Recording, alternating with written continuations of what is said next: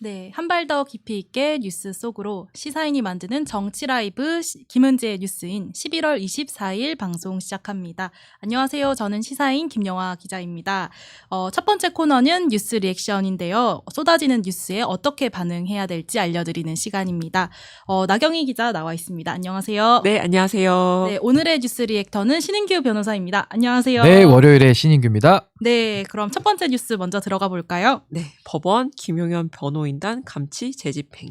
네, 법원이 오늘 입장을 냈습니다. 네, 전 국민이 감치라는 단어를 이렇게 많이 들은 적이 있을까 싶은데요. 김용현 전 국방부 장관 측 변호인단이 이하상 변호사와 권유원 변호사가 법정에서 소란을 피우고 감치 명령을 받고도 인적사항을 진술하지 않아서 석방이 됐었는데 오늘 한덕수 전 국무총리 내란 사건 재판을 진행하면서 서울중앙지법 형사합의 33부 재판장 이진관 판사는 적법한 절차에 따라 인적사항을 확인한 다음에 다시 감치 결정을 집행할 거다 이렇게 밝혔습니다. 이진관 재판장은 또 비공개로 진행된 감치 재판에서도 두 사람이 법정을 모욕했다고 말을 했는데요. 이 재판장은 권모라는 자 그 변호사를 말하는 거겠죠. 권모라는 자는 재판부를 향해 해보자는 거냐 공수처에서 봅시다 라고 진술을 했다면서 이는 감치 결정에 포함되지 않은 법정 모욕 행위이다. 그래서 별도의 감치 재판이 진행될 예정이다. 이렇게 말을 했습니다. 또 이진관 재판장은 다시는 이런 일이 없게 제도 보완이 필요하다라고 강조하기도 했는데요. 감치는 현행범 체포처럼 범죄 행위자에 대해서 바로 구금해서 구치소에 인계하는 절차이기 때문에 죄 없는 사람이 억울하게 누명을 쓰고 처벌받을 확률이 없다는 겁니다. 그렇기 때문에 인적사항을 요구하는 부분, 그러니까 인적사항 요구를 거부하더라도 이제 석방이 돼버리는 그런 부분이 더 완화될 필요가 있다고도 말을 했습니다. 또 법정 소란 행위자에 대해서도 엄벌하겠다라고 밝히면서 지난 기일에 윤석열 씨가 증인신문을 마치고 퇴정할 때쯤에 방청석에 있던 사람 중 한 명이 윤석열 지지한다 이렇게 구호를 외치고 법정 밖으로 나갔는데 재판부는 이거를 법정 소란 후 도주로 간주하겠다고 밝히기도 했습니다. 하지만 김용현 전 장관의 변호인단은 한술 더 떠서 이진관 재판장을 공수처에 말했던 대로 직권남용과 불법 감금 혐의로 고소했다고 합니다. 네, 이진관 재판장이 굉장히 좀 단호한 모습 보이고 있는 것 같은데 저런 좀 괘씸죄로 보이기도 하는데 형량에 좀 영향을 미칠까요? 좀 아무래도 사실 뭐 변호를 하러 들어왔다라고 하기보다는 지금 뭐 지기현 재판장을 비롯해서 사법부 안에서 지금 질서 유지를 해태하고 놔두고 있는 그런 재판장들로 인해서 사실은 이제 간이 배 밖에 나온 그런 상황인 것이죠. 그래서 사실은 이제 변호인들이 저런 식으로 정치 선전선동의 장으로 재판을 악용한다면 결국에는 그 불이익은 다 김용현 피고인에게 다 전가될 수밖에 없는 네. 겁니다. 근데 김용현 피고인 입장에서도 이제 본인의 형량 자체가 뭐 사형이나 무기징역에 가깝게 나올 것을 알고 있기 때문에 일종의 뭐 자포자기 상태 아닌가 싶기도 해서 뭐 둘 사이에 그런 이해관계가 맞았을 수는 있는데 결국 이건 정상적인 재판이 아니기 때문에 전 이진관 재판장의 이런 감치, 형사 고발 그 이상의 것도 더 해서라도 전 반드시 질서는 잡아야 된다. 전 그렇게 보고 있습니다. 네, 그럼 두 번째 키워드 알려주시죠. 네, 민주당 내란전담 재판부 설치 추진. 네, 한때 추진한다 안 한다 이런 말이 많았었는데요. 이 당 차원에서 입장이 오늘 나왔습니다. 네, 오늘 최고위원회의에서 참석한 김병기 민주당 원내대표는 내란전담 재판부는 당연히 설치한다. 국민의 명령이다. 여기에 대해서 더 이상 설왕설래하지 않기를 바란다. 라고 말을 했습니다. 또 당은 내란전담 재판부 설치의 필요성이 제기됐을 때부터 치밀하게 준비해 오고 있었다. 라면서 이재명 대통령이 순방을 마치고 귀국하면 차질 없이 처리하도록 하겠다라고 말을 했습니다. 법원이 한덕수 전 총리와 박성재 전 법무부 장관 등에 대해서 구속영장을 잇따라 기각을 한 데다가 내년 초에 윤석열 씨의 1심 구속기한이 끝나면 석방이 될 수도 있다. 이런 가능성이 거론이 되니까 지지층의 우려가 커진 것이 그 배경으로 꼽힙니다. 특히 당내에서는 현재 내란 사건을 심리 중인 1심 재판부가 아니라 2심 단계에서 전담 재판부를 구성을 하면은 위헌 논란을 일정 부분 좀 피해갈 수 있다. 이렇게 보고 있는 것 같은데요. 지난 8월 말에 한 전 총리의 구속영장이 기각된 이후에 법률권 법사위원들이 중심으로 이제 내란 전담 재판부 설치 필요성이 강하게 제기가 됐는데 장 지도부가 이를 곧바로 추진하지는 않았었습니다. 위헌성 시비 등에 이제 휘말릴 경우에는 중도층에게 여론이 좋지 않다 이런 판단 때문이었는데요. 현재 내란 전담 재판부를 설치한다는 내용을 담아서 박산대 의원이 대표 발의한 123 비상계엄의 후속 조치 및 제보자 보호 등에 관한 특별 법안, 이거는 법사위 법안 소위에 현재 계류 중입니다. 특히 김병기 원내대표는 오늘 내란 사범에 대해서 사면권을 제한하는 조치도 추진하겠다 이렇게 밝혔는데요. 시간이 지나면 이제 내란 사범이 사면돼서 거리를 활보하지 못하도록 내란 사범에 대해서 사면권을 제한하는 법안도 적극적으로 관철하겠다는 겁니다. 네, 위헌 논란 계속 나왔었는데 오늘 본격 내란 전담부 추진하겠다라고 했거든요. 이거 어떻게 좀 보시나요? 그러니까 저는 이제 뭐 위헌 논란을 앞세워서 마땅히 해야 될 일을 하지 않는다라고 한다면은 그건 좀 비겁한 변명이 될 수 있다라는 생각이 들고, 우리가 이제 내란이라고 하는 이 친위 쿠데타를 겪고 있지 않습니까? 네. 그 뒤에 정리하는 게 상당히 어렵죠. 이게 굉장히 어려운 일인 거는 당연한 것인데, 결국에는 권한을 가지고 있는 기관, 지금으로 치면 이제 국회죠. 국회에서 권한을 행사하지 않았을 때 결국에는 이 사법부의 난동 내지는 그 내란의 연장과 같은 상황들이 반복된다면 결국 그 책임은 다 국민들이 피해를 보기 때문에 권한을 가진 사람들에게 이제 책임을 물을 수밖에 없는 그 구조다라는 생각이 듭니다. 그런 차원에서 저는 지금 민주당이 압도적 다수 의석을 가지고 있는 이 국회의 현실을 고려할 때 이 사법부에 대해서 끊임없이 조의대 체제에 대한 문제점이 구체적이고 명확하게 지금 제기가 되어 오고 있거든요. 그렇다라고 한다면은 그 해당 법관들에 대해서 아주 명확하게 탄핵을 통해서 업무를 정지시키는 이런 책임을 묻든지, 네. 아니면 내란특별재판부를 통해 가지고 결국에는 재판에서 손을 띄게 만들든지, 이 둘 중에 하나는 반드시 해야 된다. 근데 지금 민주당의 문제는 뭐냐면 어떠한 하나의 방향성을 가지고 여론을 모아가는 방식이 아니라 어떤 영장 기각이라는 사법부에 선공이 들어오면 그때 가서 뭐 법 왜곡죄니 뭐 법원행정처 폐지니 사법개혁 아니니 아니면 내란특별재판부라든지 이것을 가지고 나열식으로 지금 전선을 넓혀가고 있기 때문에 여론을 모으는데 저는 실패하고 있는 게 가장 큰 문제라고 봅니다. 그러니까 지금도 사실은 8월 달에 내란재판부 나왔었고 9월 달에 한 번 더 나왔다가 지금 세 번째 반복이 되고 있거든요. 그래서 결국 일이 해결되지는 않고 있는 이런 식의 말이 행동보다 앞서는 이런 상황은 저는 매우 좋지 않기 때문에 지금이라도 조희대 국정조사 직위원 탄핵 내지는 내란특별 뭐 내란 전담재판부 이름은 어떻게 되든지 간에 이 재판부를 정상화할 수 있는 조치, 이 둘 중에 하나는 저는 반드시 해야 되고, 지금 민주당의 고민은 결국에는 표의 영향성, 그러니까 지방선거를 앞두고 어떤 역풍이 불 거를 지금 우려하고 있어서 주저하고 있는데 저는 단언컨대 정무적인 판단보다는 정의를 실현하고 정의를 구현하는 것이 훨씬 더 앞서는 판단이 돼야 된다. 저는 이 정의를 정무적인 판단으로 교환하는 이런 행태는 저는 마땅치 않다라고 생각합니다. 그러니까 좀 큰 그림의 전략이 필요하다 이런 말씀이신 것 같은데, 사실 이제 민주당 내에서는 그런 의도로 지금 나온 이 내란 전담 재판부 추진 이야기가 사실 국민의힘에서는 어떤 이야기로 지금 반박이 되고 있냐면은, 나경원 의원이 어제 페이스북에 민주당을 향해서 1년 내내 이제 개헌파리 내란 몰이를 우려 먹었으면 그만 우려 먹어라라고 하면서 이 내란 전담 재판부 도입으로 정치 특검에 이어서 정치 판까지 이제 두려고 한다 이렇게 직격을 하기도 했어요. 사실 또 이제 국민의힘 장동혁 대표가 12월 3일 이제 취임 100기를 맞고 어떤 메시지를 낼지 좀 주목이 되고 있는데, 좀 국민의힘 이런 행보 어떻게 좀 보시는지. 그러니까 예를 들면 강도를 소탕하겠다라고 행정당국에서 입장을 밝혔을 때 가장 반발하는 사람은 강도들이거든요.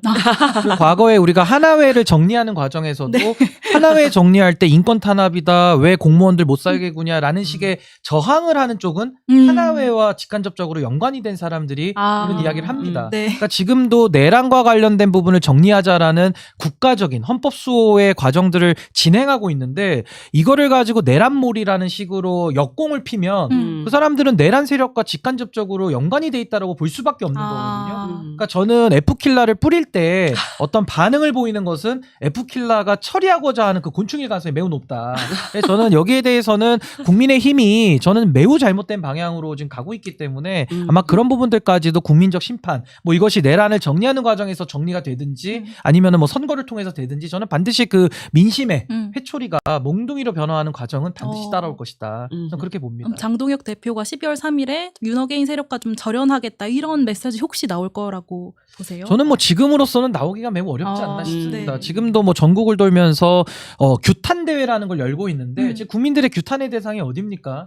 지금 국민들은 내란 세력 내지는 내란을 옹호하는 이 국민의힘의 주류 세력들을 규탄하고 심판하자라고 이야기하고 있는데, 오히려 이재명 대통령 국익을 위해서 열심히 밤낮으로 뛰고 있는 대통령을 규탄하겠다라는 말은 이유는 네. 결국 대선 불복이고 국민과 싸우자는 얘기로밖에 설명이 안 되기 때문에 저는 앞으로 뭐 12월 3일을 기점으로 뭐 어떠한 장동혁 대표가 태도를 바꾸겠다? 저는 그 자체를 국민들은 기만으로 받아들일 수밖에 없는 거 아니냐라는 생각이 듭니다.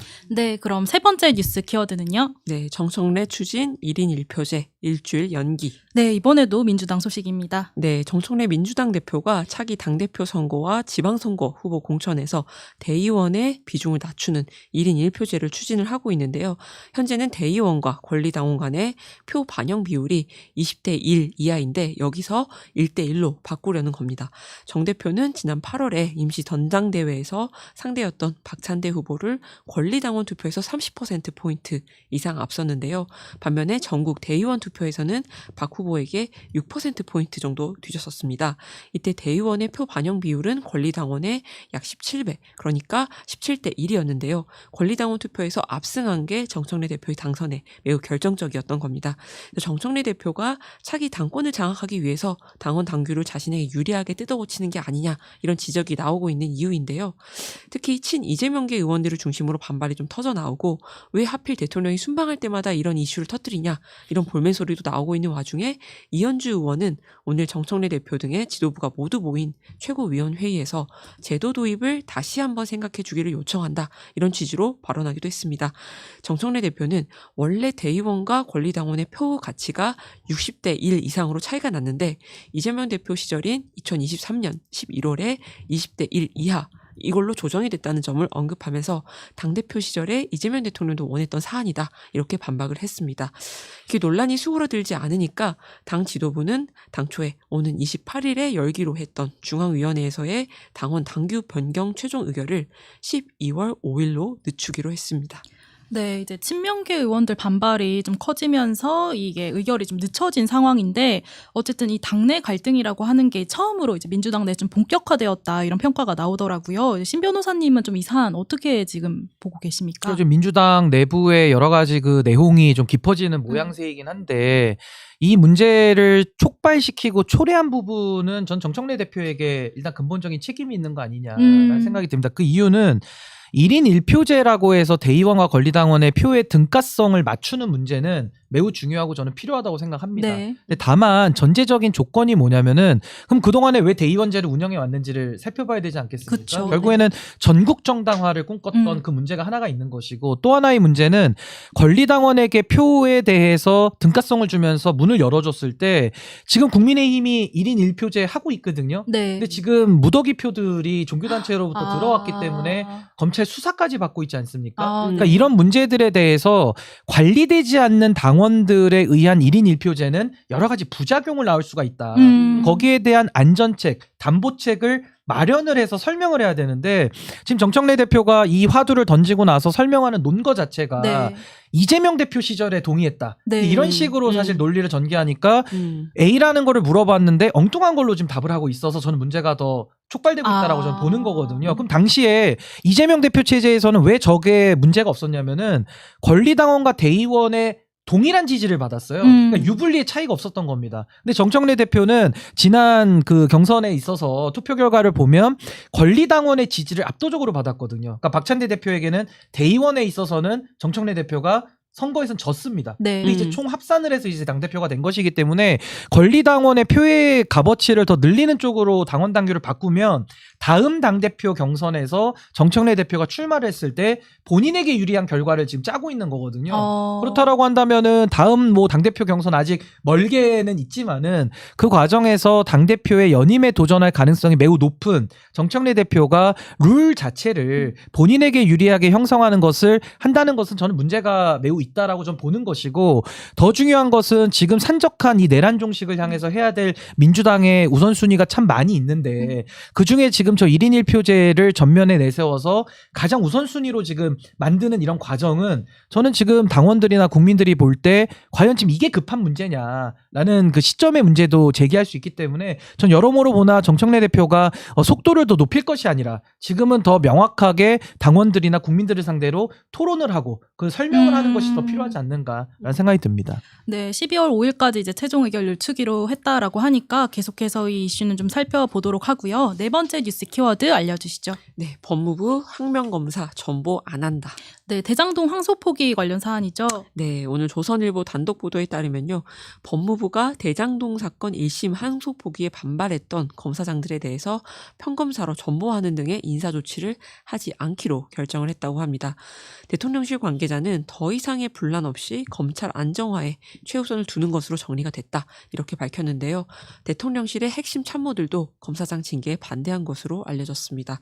인사 조치에 대한 행정소송이 제기가 됐을 때 재량권 일탈 남용에 따른 패소 가능성도 고려된 것으로 전해졌고요. 이런 가운데 올해 1월부터 이달 10일까지 약 1년 동안 퇴직한 검사가 161명인 것으로 나타났습니다.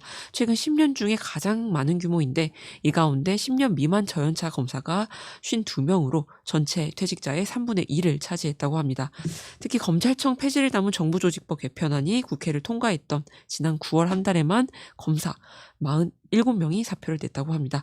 대통령실과 법무부가 검사장 징계를 접은 것에는 검사 이탈 등의 검찰 조직 내 불안이 커진 점도 작용한 거 아니냐, 이런 일각의 분석도 나오고 있습니다. 네, 이제 집단항명 참여했던 검사들 전보시키기로 하지 않기로 한 법무부의 선택 좀 어떻게 보시나요? 저는 지금 뭐 여러 가지 검찰 개혁과 관련된 제도 개혁도 이제 논의가 될 텐데 저는 제도 개혁보다 더 앞서서 선행돼야 될 문제가 전 인적 청산이라고 봅니다. 그러니까 인적 청산이 배제된 제도 개혁은 그 자체가 좀 공허하게 들릴 수가 있거든요. 그렇다면 지금 이 검찰 내부의 검사장들과 뭐 여러 가지 정치 검사들이 이재명 정부에 대해서는 여러 가지 지금 이런 그 집단 행동을 하고 있는 모습에 대해서 두 가지가 문제죠. 결국에는 다른 직군에 있는 공무원들은 정치적인 행동을 했을 때 처벌을 받고 징계를 받는데 왜 검사들은 열외이냐라는 질문과 또 하나는 이 검사들이 과거에 윤석열 정권 하에서 여러 가지 그 이상한 검사들의 결정에 대해서는 전혀 반발을 하지 않다가 이번에 그 대장동 항소 포기에 대해서 저는 뭐 비판을 충분히 할 수는 있다고 보는데 이걸 가지고 집단 행동까지 나서서 검찰총장을 날리는 이런 모습, 어떻게 보면 사실 대통령의 인사권을 스스로 위력을 행사해서 흔드는 것과 같은 결과를 낳는 거거든요. 그래서 저는 이런 상황에서 저런 집단 행동을 하면서 정치적인 편향성을 보이는 윤석열 하수인 검사들에게 아무런 조치도 하지 않고 그대로 넘어간다면 전 앞으로 이런 일은 더 반복될 우려가 크다. 그래서 저는 행위에 대해서는 마땅히 책임을 묻는 것이 오히려 조직의 진정한 의미에서의 안정을 더 가져오고 검찰을 국민의 검찰로 거듭나게 만드는 그 시발점이 되지 않겠는가. 그래서 전 이 부분에 대해서도 뭐 법무부의 나름의 판단은 있겠습니다만은 저는 그래도 주된 주동자들에 대해서는 저는 책임을 묻는 것이 이 검찰 조직의 정상화를 위해서는 반드시 좀 필요한 조치 아니냐라는 생각이 듭니다. 네, 그대로 넘어가면 반복될 우려가 크다 이런 이야기를 해주셨고요. 네, 5번째 뉴스 키워드 알려주시죠. 네, 조국 장동혁의 대장동 토론 빨리 하자. 네, 조국 대표가 이제 어제 당대표로 다시 선출이 됐었죠. 네, 어제 조국혁신당이 조국 전 비상대책위원장을 신임 당대표로 공식적으로 선출을 했는데요. 98.6%라는 압도적인 지지를 얻어서 당선이 됐습니다. 조 대표는 수락연설에서 어느 정당 이름도 아닌 조국혁신당의 이름을 걸고 대한민국을 바꾸겠다라고 밝혔는데 자녀 입시 비리 혐의 등으로 징역 2년을 선고받고 복역한 지 11개월 만이고 이재명 정부의 첫 광복절에 특별 사면 복권된 이후에 약 100여일 만에 대표로 복귀한 겁니다. 최고위원 선거에서는 2명을 선출하는 투표에서 신장식 의원과 정춘생 의원이 각각 당선이 됐고요. 조국 대표는 오늘 첫 일정으로 현충원을 찾아서 김대중, 김영삼 전 대통령의 묘역을 차례로 참배를 했습니다. 참배가 끝난 뒤에 기자들을 만난 조국 대표는 장동혁 국민의힘 대표와 대장동 사건 1심 판결 항소 포기 사태 관련 토론과 관련해서 당 내부 정비가 끝나면 가능한 한 이른 시일 내에 당대당 접촉을 시작하겠다. 양당에서 시간, 장소 합의가 이루어지면 빠르게 진행할 거다라고 밝혔습니다. 또 첫 최고위가 끝난 뒤에도 기자들에게 오늘 토론의 일시, 장소, 주제 등과 관련해서 담당자를 지정하고 국민의힘이 바로 연락할 거다. 이렇게 재차 말했는데요. 토론 주제에 대해서는 개인적인 의견으로는 항소 포기를 얘기하려면 수사, 기소, 재판이 한 묶음이기 때문에 당연히 들어가야 하고 수사, 기소 문제를 자연스럽게 끌고 가면 검찰개혁 문제, 사법개혁 문제도 해야 될 것 같다. 이렇게 말을 했습니다. 네, 조국 신임 당대표 이제 어제 선출이 됐는데 좀 가장 중요한 숙제는 뭐라고 보십니까? 그러니까 저는 이제 조국 혁신당이잖아요. 네. 이름에도 당대표인 조국 대표의 이름이 들어가고 있기도 하고 사실은 조국 혁신당은 조국 조국이라는 정치인을 상당히 좋아하는 분들을 중심으로 해서 탄생된 정당이기 때문에 저는 어떠한 뭐 다양한 주체들이 모여서 만든 정당보다는 이 정당 민주주의를 유지하기 굉장히 어렵죠. 네. 그래서 전당대회를 해도 관심을 많이 끌기가 어려운 것이 당대표는 조국 대표가 아마 계속하게 될 수밖에 없는 그런 현실적인 상황이 그 부분을 증명해 주고 있는 것 같고 개혁신당하고도 굉장히 비슷합니다. 근데 이준석이라는 정치인을 좋아하는 사람들이 만든 정당이기 때문에 뭐 당대표 경선하면 무조건 그 한 특정 정치인이 계속 하게 돼 있는 건데 그 외에도 지금 조국혁신당이 지난 총선 때 그 3년은 너무 길다라는 네. 그 슬로건을 가지고 여러 가지 기여를 한 건 맞습니다만은 그 이후에 여러 가지 평가들을 통해 가지고 지금은 그 의석수 12석에 그 충족되는 여러 가지 활약을 하고 있느냐고 물었을 때는 회의적인 여론이 많은 거거든요. 그래서 그게 지금 정당의 지지율로도 반영이 되고 있고 뭐 여러 가지 성비위 사건 처리하는 문제에서도 여러 가지 논란이 많았던 건데 저는 지금 조국 대표가 해야 될 일이라고 한다면은 저는 지금 당의 문제점을 진정성 있게 좀 바라보고 네. 여러 가지 좀 개혁 조치에 대해서 국민들에게 신뢰를 줄 수 있는 여러 가지 조치들을 더 마련하는 것이 급선무 아니냐. 지금 장동혁 대표랑 대장동 관련된 토론을 지금 빨리 하자는 입장을 내고 있는데 저 토론보다는 정당의 존립 위기에 대해서 저는 국민들 앞에 어떤 평가를 바꾸는 그런 노력을 더 지금 진정성 있게 해 나가야 되는 거 아닌가 좀 그렇게 봅니다.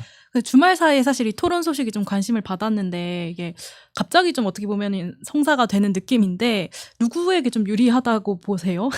뭐 유불리를 굳이 따지자면은 뭐 조국 대표에게 유리한 구조가 되는 것이죠. 네. 왜냐하면 의석수로 보나 어떤 그 당의 크기로 봤을 때는 사실 뭐 장동혁 대표 입장에서는 이제 토론을 수락하는 입장이 되지 네, 않았습니까?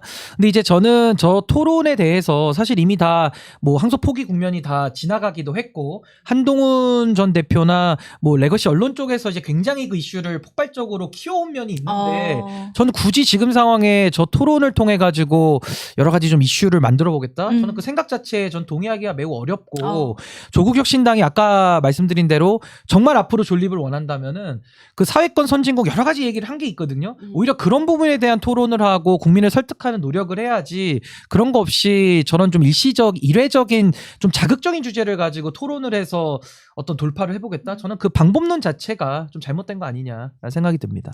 네, 여기까지 이제 마무리하고 11월 24일 뉴스 리액션은 여기까지 살펴보겠습니다. 두 분 감사합니다. 네, 감사합니다. 네, 저는 광고하겠습니다. 비교원이 준비한 최대 128만 원의 혜택 놓치지 마세요. 인터넷 TV 신규 가입 시 48만 원, 휴대폰 구입 시 최대 50만 원, 정수기 렌탈 시 최대 30만 원, 인터넷 가입과 동시에 현재 쓰고 있는 휴대폰의 통신사만 변경하면 최대 30만 원의 혜택을 돌려드립니다. 인터넷 가입 혜택만 잘 비교해 보십시오. 비교원은 23년 동안 60만 명 누적 가입자에게 983억의 누적 현금 사은품을 지급해 왔는데요.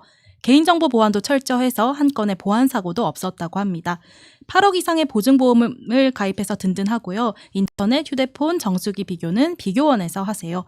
시사인 유튜브 채널을 시청 중이라고 말씀하고 가입하시면 비밀 혜택을 드리고 있으니 이 혜택을 놓치지 마시고요. 자세한 내용은 1670-2571을 통해서 상담 받으시거나 네이버에 비교원을 검색하시면 됩니다. 네, 11월 24일 뉴스 리액션 그럼 여기까지 살펴보겠습니다. 잠시 후에는 김용남의 특검 캐비닛 코너가 시작됩니다. 기다리시는 동안 구독, 좋아요, 알림 설정 부탁드립니다.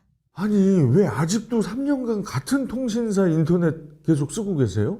인터넷 비교 원할 땐 인터넷 가입 서경석도 인터넷 가입을 원할 땐 비교원.